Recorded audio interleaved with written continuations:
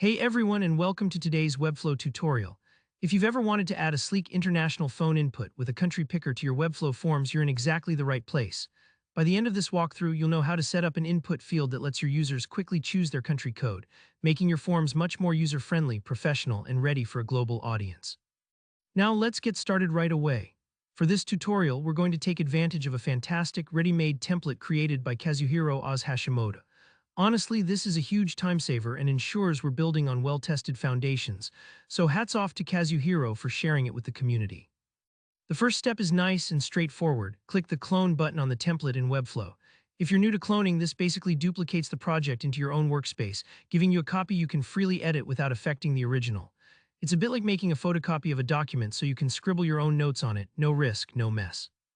Once you're done cloning, you'll have a pre-made form on hand. Look for the form on the main page. It's already set up to integrate with the international telephone input, which saves you the headache of building these fields from scratch. But if you want to make your own version, just make sure your form includes the key fields you need: first name, last name, email address, and of course the all-important phone number field.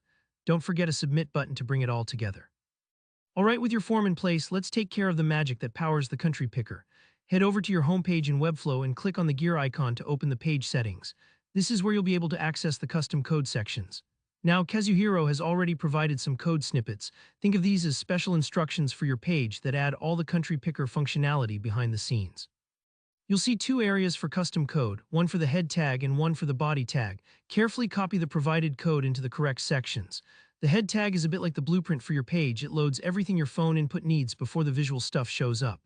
The body tag code handles the interactive part, making the actual country picker appear and work as intended.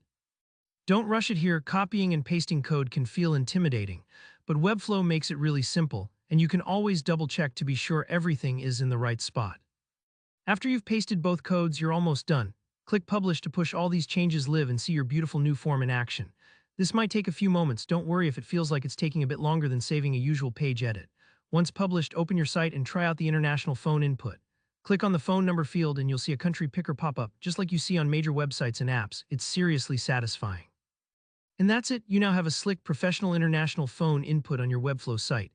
If you found this guide helpful, please give the video a thumbs up, and don't forget to subscribe for more hands-on tutorials.